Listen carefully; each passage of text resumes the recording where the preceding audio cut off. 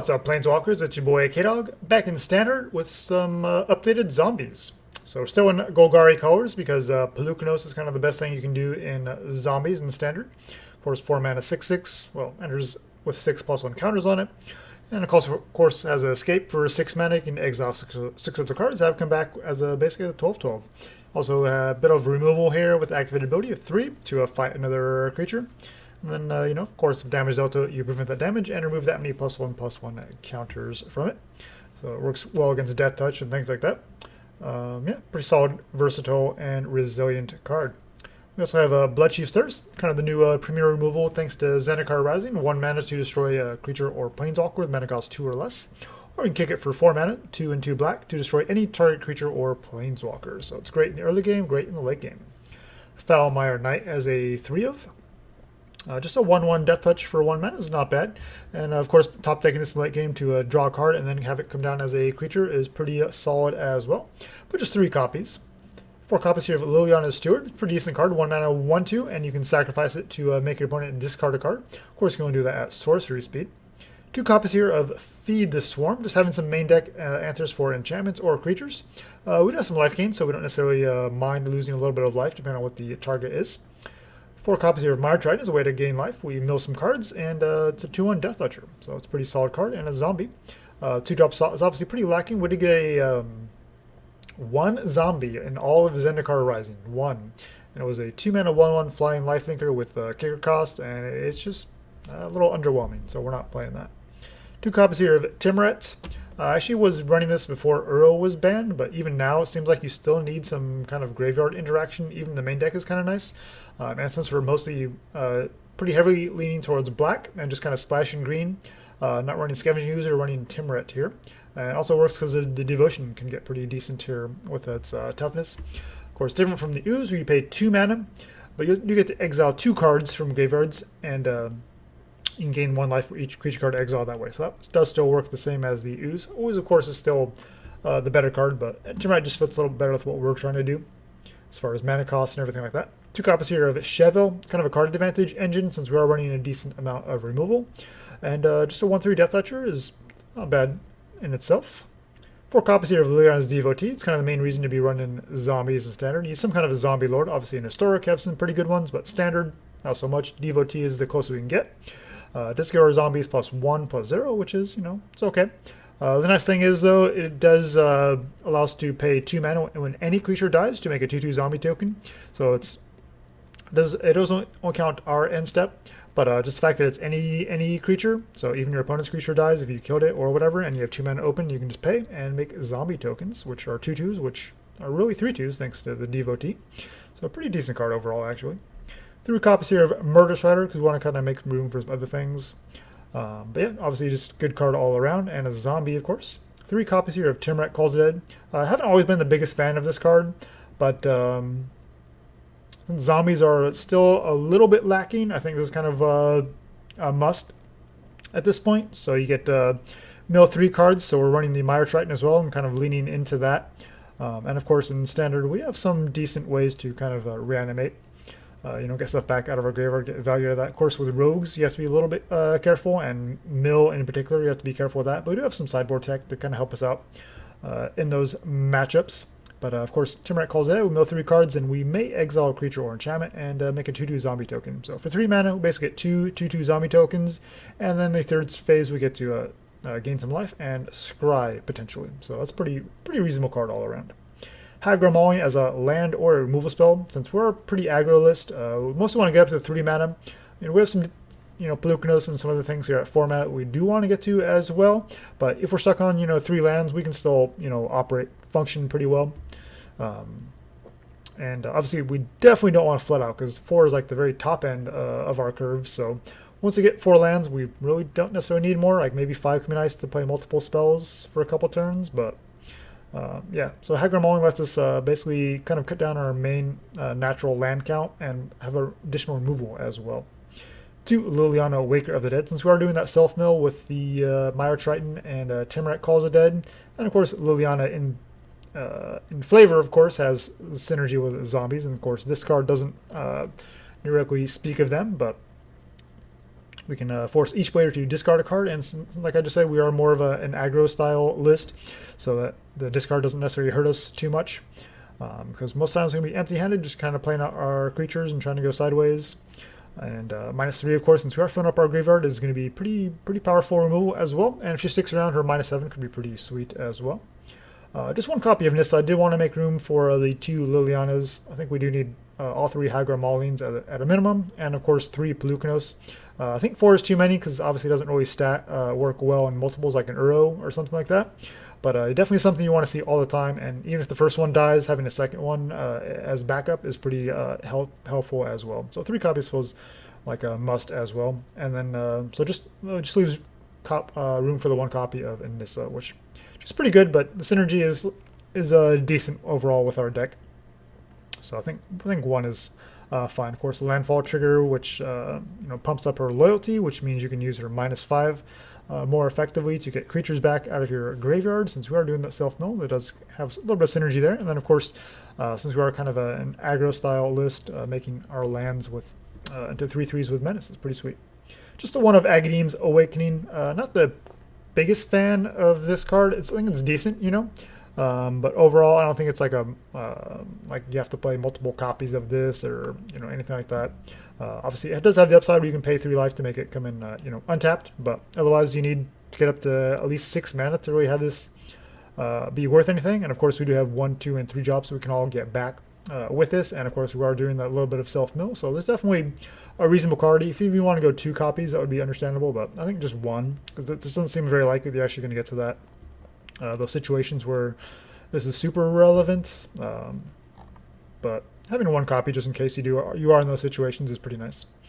7 swamps, 3 forest, all 4 Temple of Maladies, all 4 Fabled Passages for our Polukranos, filling up our graveyard for some additional escape, and then 2 copies of Indatha Triome. Obviously, the mana base isn't quite what it is, especially we don't have pathways in Golgari colors just yet. Hopefully we'll get those in the next set.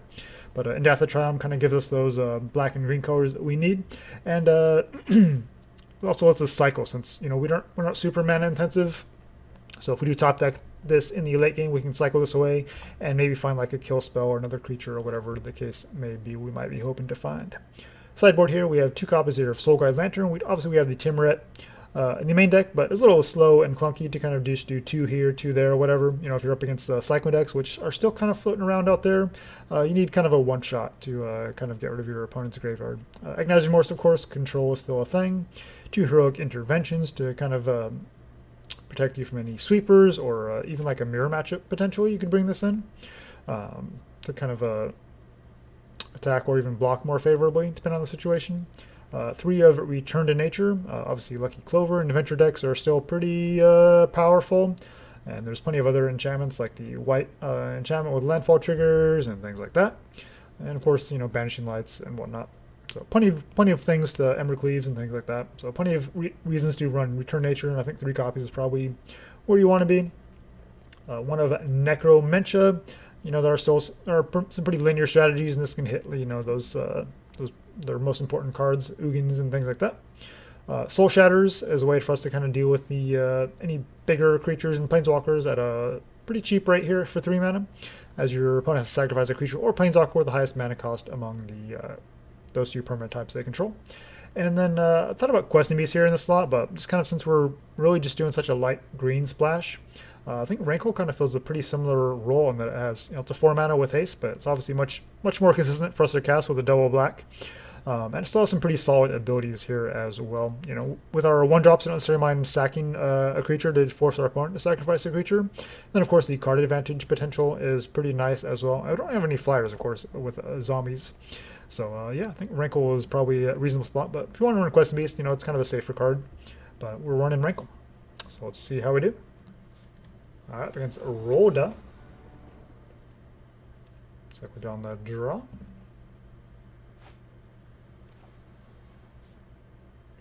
Hand seems okay. We can lead with the Triome into Forest into Triton and kind of see where we're at from there. And probably just shock in this Agadeem's Awakening so we can have a Devotee on curve. And we'll probably empty our hand pretty quickly, so this Liliana is looking pretty good as well. I mean, Liliana always looks good, of course.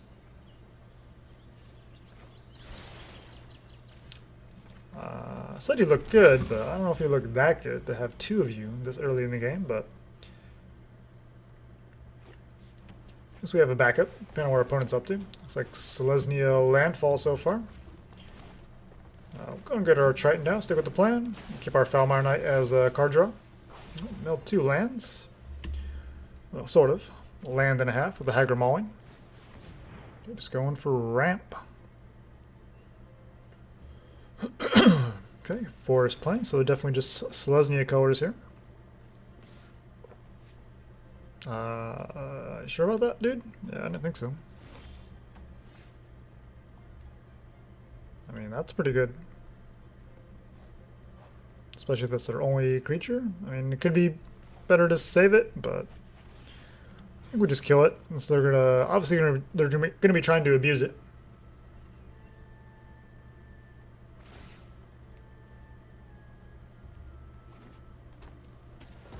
Okay, so to get 1 landfall trigger.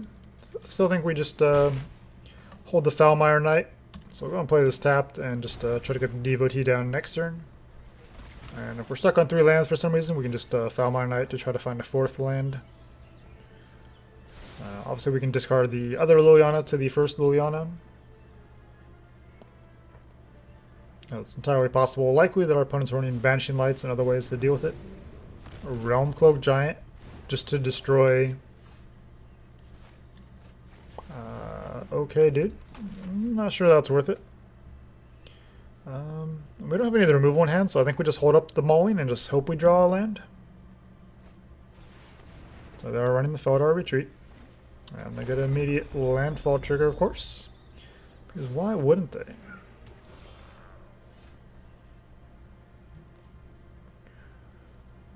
I mean, we have a pretty easy attack here.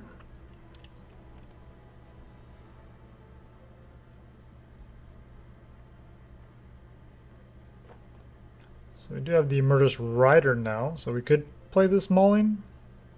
I don't think it's worth killing a free token. So we need to deal with this giant. So I think we just play the Devotee and still hold open the 2 removal spells. It is a bit awkward holding up all these cards with Liliana in hand, but so I think it's probably our best bet. Okay, they go for the Grasping Giant instead. So opponent with a pretty cute deck. And I guess we just do this because it's more mana efficient. And Rider has the upside of at least attacking, or I mean hitting Planeswalkers. And go for double block. That's fine, we get one of your tokens out of the way. And hit you for 2.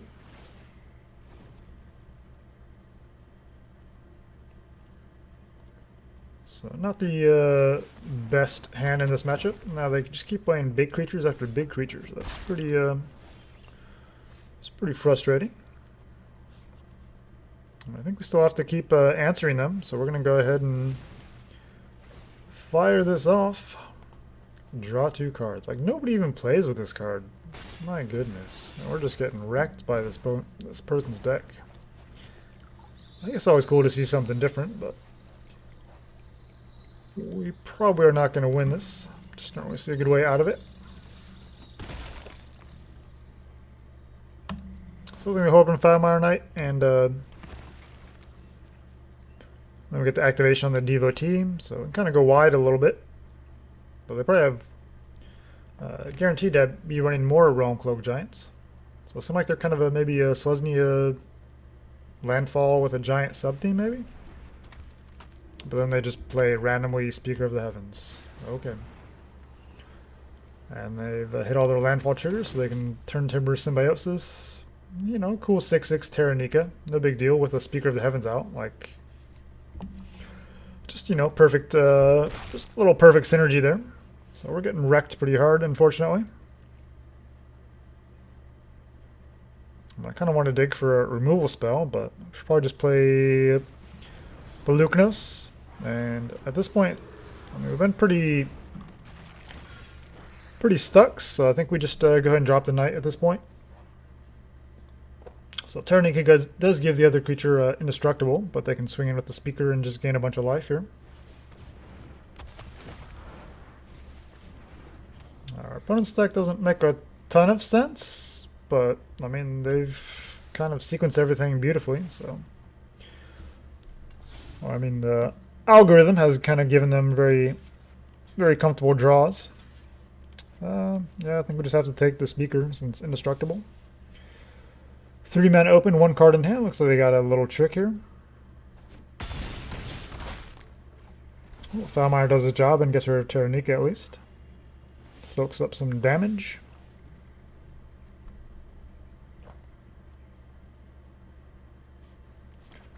Don't know what they have in hand.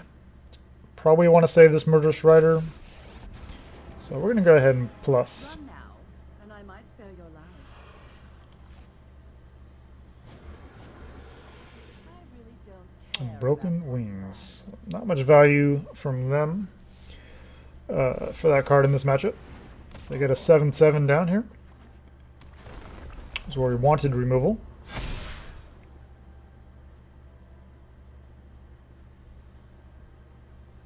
They're going to go for some attacks here, try to deal with our Liliana. We're down to 10, so I mean, probably just go face, honestly.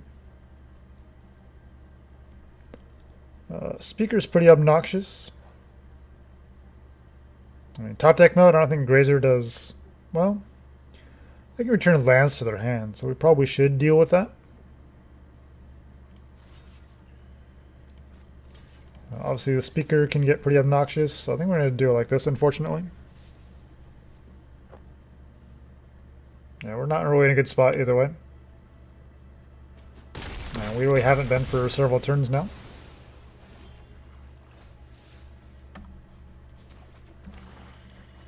Well, we can kill this and play... yeah, play it. Play one of them at least.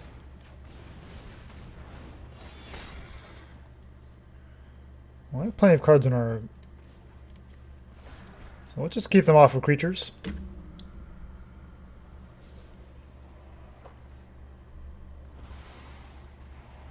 Get out of my way already. We can make that a 4/4. Yeah, we'll attack. We don't mind if this Polukranos dies. We can get value off of it here any time, really. We have plenty of cards in our graveyard to escape it with. So they get to make a 2/2. I mean, we could save that, but I think with Liliana, I think we might as well just fire it off. Could have alternatively just escaped, but I think we want to kind of ping their life total. Could have another sweeper with a giant or something, but no reason not to play the Murderous Rider. It's just going to go to our library anyway, I think. And if they don't have anything, then it does give us some pretty decent answers. Wow, did not think we were going to pull that off. That Foulmire Retreat is obviously pretty powerful.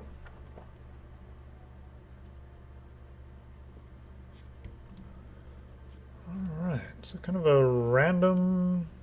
mostly ramp, but there had some really random stuff in there. I mean, the Elder kind of makes sense. I mean, this makes sense. I mean, Terranika doesn't really see much play, but she's obviously a pretty sweet card in situations. I think if you're landfall, you probably just want the instant speed one rather than cultivate. I'm not really sure about this one. They have some big beefy creatures. And some enchantments. Probably need ways to deal with that. Feed the Swarm. Doesn't really line up well if we were using it on creatures, but we can obviously kill the tokens, so probably just leave that in still. I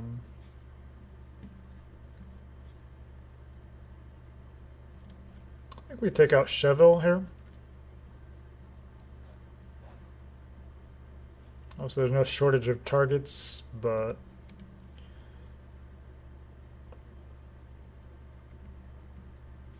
maybe we just bring in one Return to Nature. Heroic Intervention could be good too. Maybe.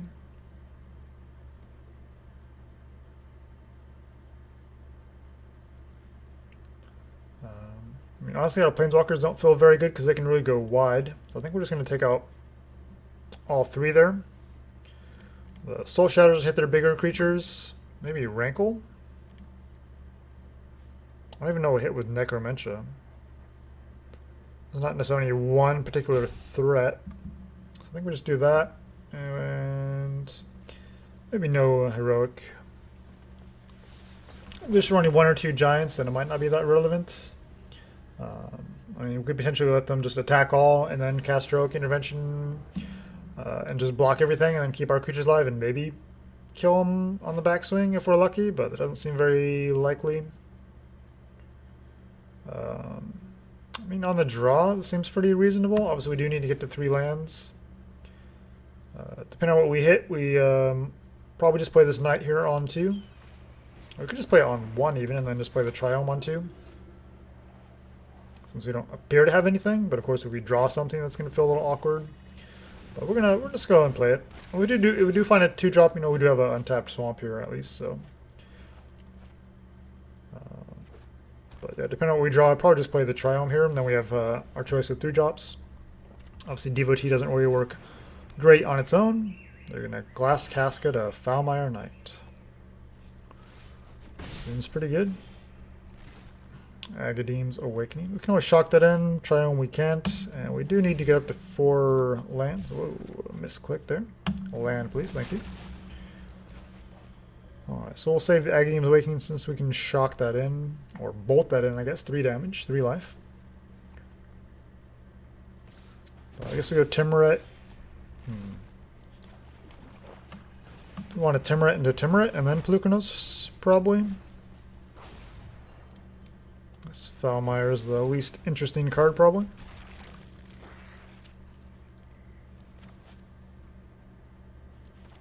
So at this point, probably just do another Tymaret and just kind of go off and go wide. Hope our opponent doesn't have a ramp into a board wipe again like they did last time. Again, just these random inclusions here from our opponent.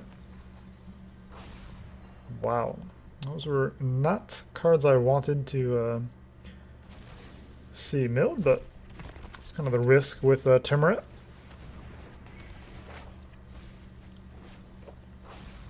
We didn't get anything that time, but thank goodness the other one already did its job for us.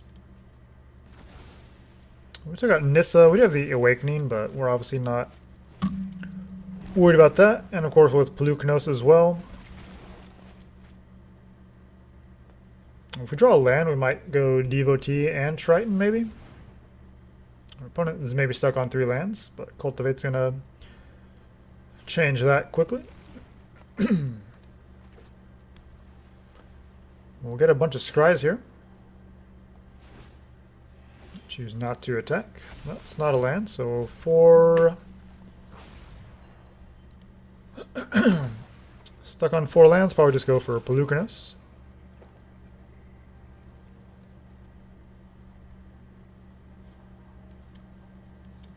Kind of need some removal. I mean, Temple's okay. I think we actually keep that. And we'll get another scry next turn, so that'll be pretty good. With that 4 toughness, can't really attack in just yet. Of course, could just be for not if they have the board clear. But if they don't, we've gone pretty wide. We can maybe think about attacking, especially with Polukranos activation, maybe.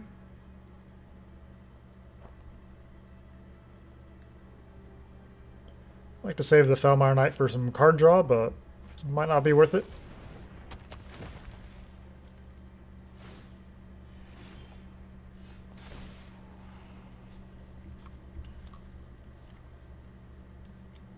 So we're just struggling to find removal here. We'll definitely want that.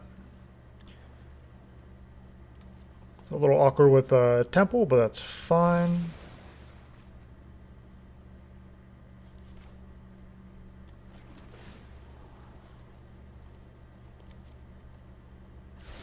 I think we need to go to the speaker before it can actually get some value. Go and play this out now that they have the 5/7. I still don't have good attacks, but I think with the 5/7 they'll probably be less inclined to board wipe us.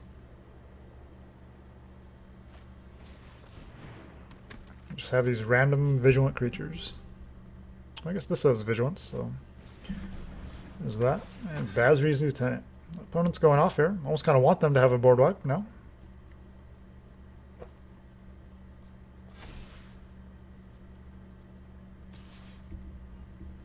Don't think they know how Foulmire Knight works. You get a 2/2. That's much better for us.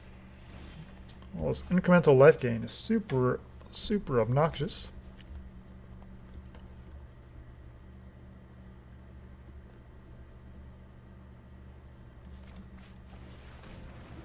Let's do the Triton into Devotee, I think. Still, with these 4 toughness out of nowhere, still don't have good attacks. Let's force the action here with getting with Polukranos. We're up to 29, so we've kind of been gaining some life as well, but opponent just keeps gaining life with Heat Bonders. I mean, they had hardly anything with Vigilance last time, and now they're just like this Selesnya Vigilance list. It's kind of frustrating.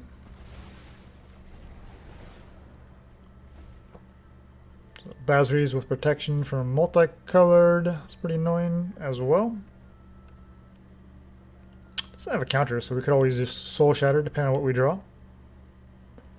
That would get rid of the Basri's Lieutenant, but of course they have some beefier creatures you might want to be mindful of as well. Get rid of the Green Warden at least, or whatever. Not Green Warden, but Warden of the Woods. A Banishing Light on the Triton? Really?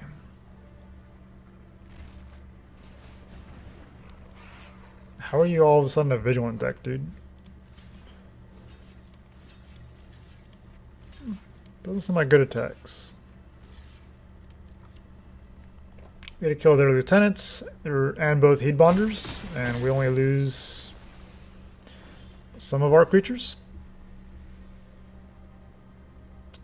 Feed the Swarm.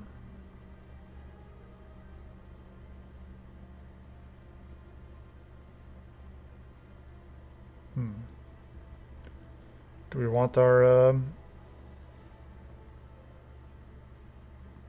we care about that Banishing Light? Probably not. Let's get rid of the Heat Bonder. It's probably our best use of Feed the Swarm, maybe. Start pressuring their life total. I mean, they're in top deck mode, and we've got a board presence, but they could easily, top deck a Realm Cloak Giant and reset us. Just another Glass Casket. So I guess they sideboarded those in against us since we were pretty low to the ground. We're stuck on lands, so we cannot escape our Polukranos yet. But we'll keep running out these Mire Tritons and try to see what we can do. We do have Soul Shatter now, so if they do find a big creature, we can answer that and keep the assault moving forward. And anytime we draw a land, we can escape a Polukranos. We have plenty of cards in the graveyard. Yeah, Terranika's, I think, worthy of a Soul Shatter. And there's a land. Let's go to their attacks. And even if they have an answer for it, that's fine. So, not that we have any ways of getting creatures back here, but we'll just kind of prioritize lands and spells first.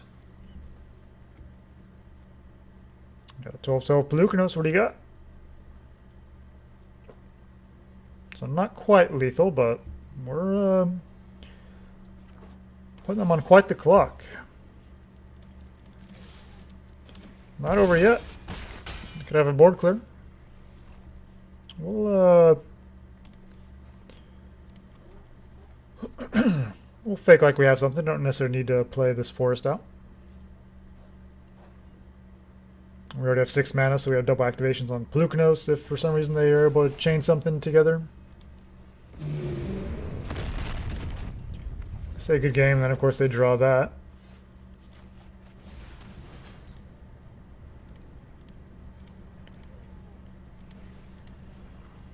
And we could potentially get a Tymaret Calls It Dead. which cares about creatures as well. So yeah, we'll play one land.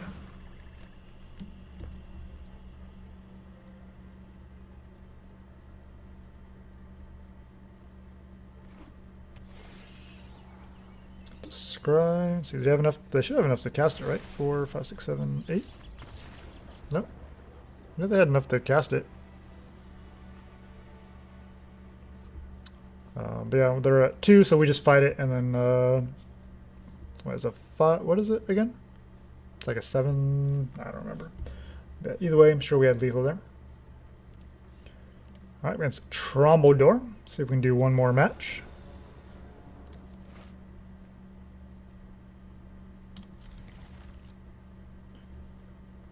Bit awkward. Obviously, we do need green for Polukranos, and we need double black for Murderous Rider.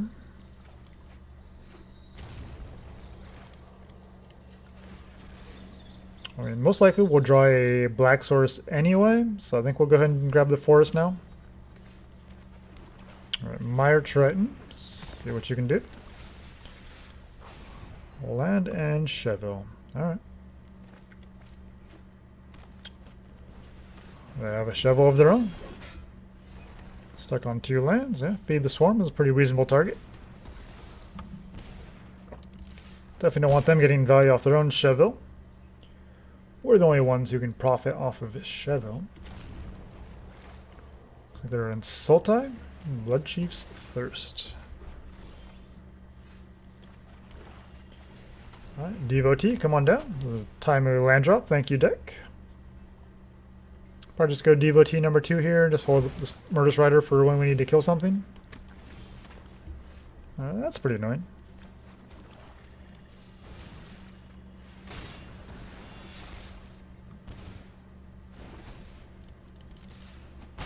Oh, we probably take Foulmire Knight out for game 3.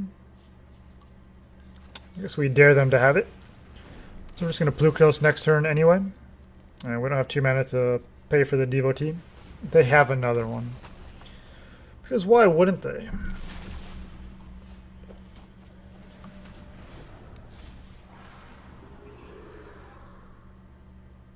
I guess we want to play that out.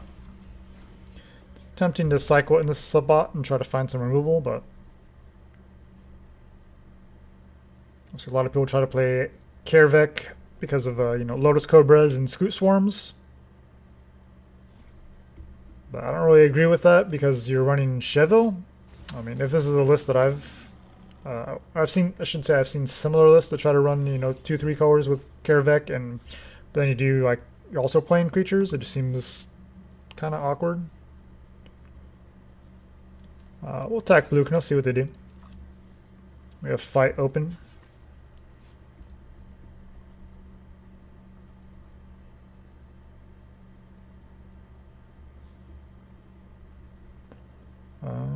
Yeah, I think I'm fine with losing both creatures here. Or no, they get their...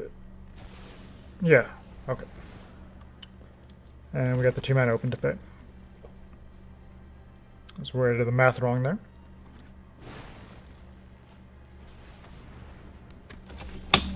Are you serious, my dude? This person is just like obsessed with Kervek. Do we want Tymaret down or just want another zombie? I guess we just want another zombie.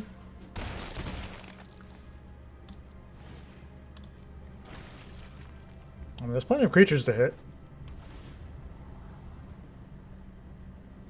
But probably just want the Devotee down.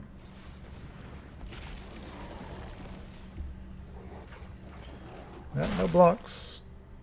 Well, we can hit 4 though. And this is not bad.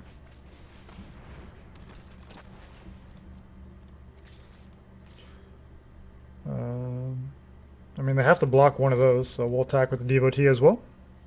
Otherwise, they just take 8 and they die. They're down to 2, and we have Nissa. We'll take the activation here. And to save our creatures, since they're down to 2, no reason to really overcommit our hand.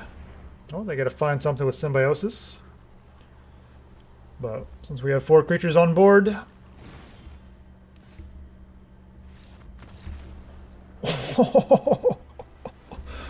Really? How did you miss? Look at how many creatures they have.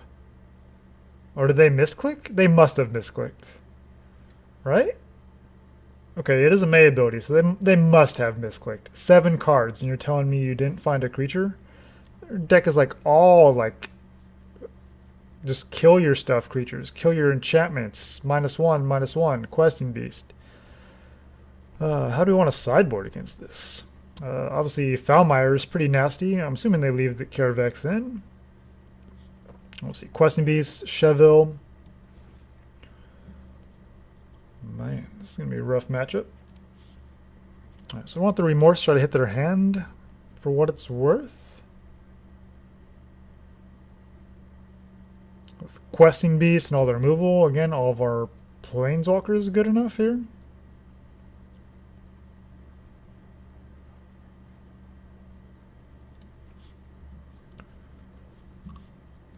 Let's leave one Liliana in for some additional removal since they are running lots of creatures. But maybe we'll bring in some Rankles. Of course, the sacrifice might not be great. Soul Shatter could be what we're looking for here, maybe. Now, let's take out one Devotee for one Soul Shatter and try it like that. Just try to get squeeze the just extra removal spell in. They're probably running Nissa themselves. They could be running Vivian, since it seems a little bit more mid-rangey. But all we know so far is all their creatures kill stuff.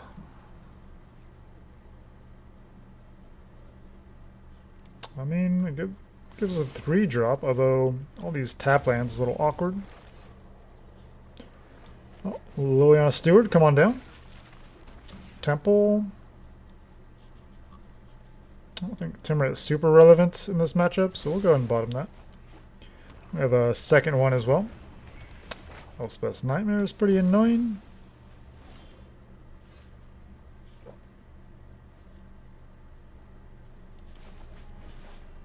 I guess we feed the Swarm. Not the best use of it, but it does protect our hand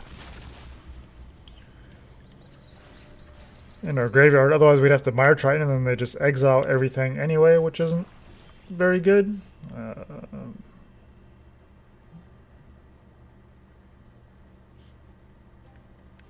mean, guaranteed they have removal here, so we'll just Tymaret. It's going to tax their removal a little bit. Yeah, obviously Tymaret is our best exile option there. And now that we've milled, now we want to... if they're running Nissa, then obviously we probably want Tymaret, but we haven't seen Nissa yet.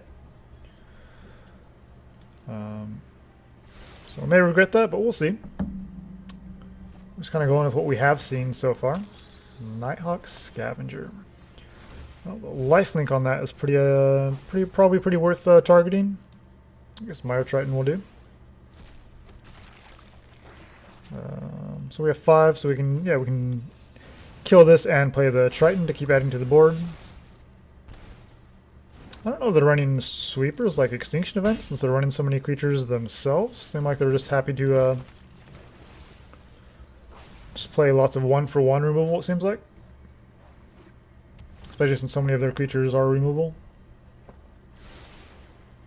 Or pseudo-removal like Carevex and Questing Beast with Death Touch. Well, they get rid of our Death Touch creature, but don't do anything else. I mean, Chevill could be pretty relevant. Hit for a lot of damage here. We have plenty of things to escape.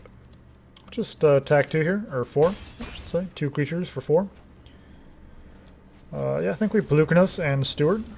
And then we can follow that up with Devotee next turn. Devotee and Chevill. So they're in fact Jund. Did they have a Temple last game? We haven't seen anything red from them, so... not sure what that's for. Well, they can stomp, but they can't actually play the other side of it.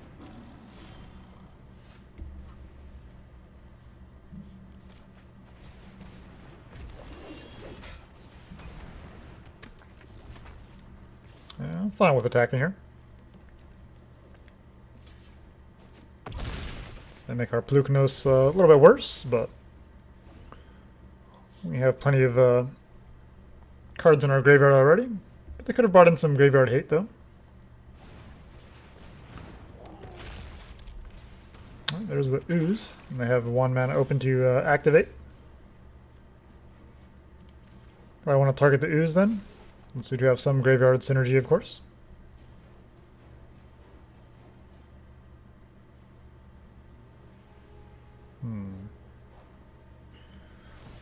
I guess we just fight the Ooze and get the card draw.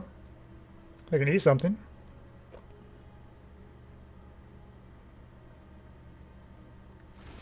Are having their pick.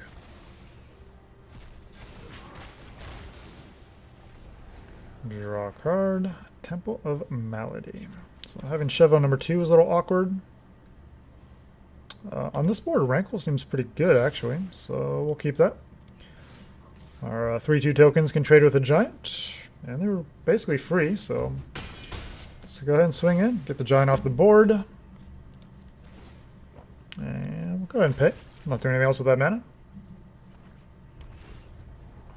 Let's see, we have all 4 Temple of Maladies. So we have 6 lands, so we could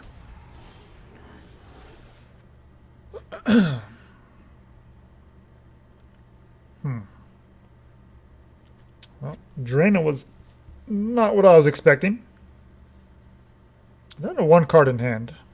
Won't be surprised if they have or draw a Bloodchief's Thirst. Though if they already had one, they probably would have killed Chevill, I would assume.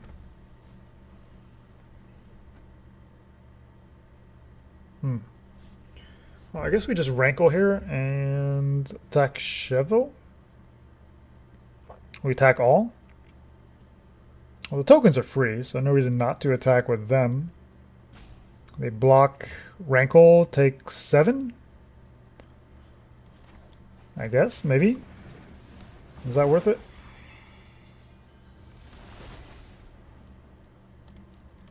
I don't think they block the Devotee, so we'll swing all. Let's force them to block Rankle and just take a whole bunch of damage. And then we can end turn and make another token. So we've gone super wide. They need some way to deal with this board. Obviously, Kervek is annoying, but I don't think that quite does it. Because we have 2 toughness on all these tokens, and Devotee, of course. Chevill now does 0 damage. So we have to give him something back. I guess don't want them to have Gem Razor, although doesn't really matter. But definitely don't want Ooze or anything like that. Down to 3. They can block 2 things. Well, they have a kill spell. They're looking at our creatures. So they did have Bloodchief's Thirst. So they must have been holding Zagras then, I guess. I mean, they're just dead here. You can block 2 things. And take 6. And you gotta attack with Drana, I guess, to get that free creature, so it kind of replaces itself. Yeah, pretty interesting deck from our opponent.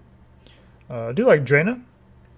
So I guess that's what the red is for. Of course, Bone Crusher Giant goes into anything red. But I guess the Zagras is kind of what they're trying to do. Jund. The Scavenger is a rogue, and Drana is a cleric.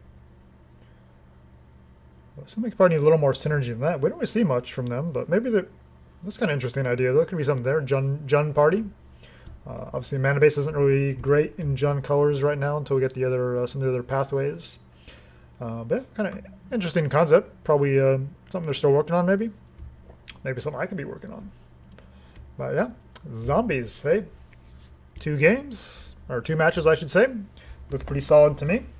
The Tymaret Calls the Dead does have a nice dimension, so I've been definitely pleased with that, even though, like I said, I haven't always been the biggest fan, but just kind of allowing you to go wide. And the Devotee, I mean, that's probably the most value I've gotten out of it since I've played with that card, really. I mean, those matchups look really, really good.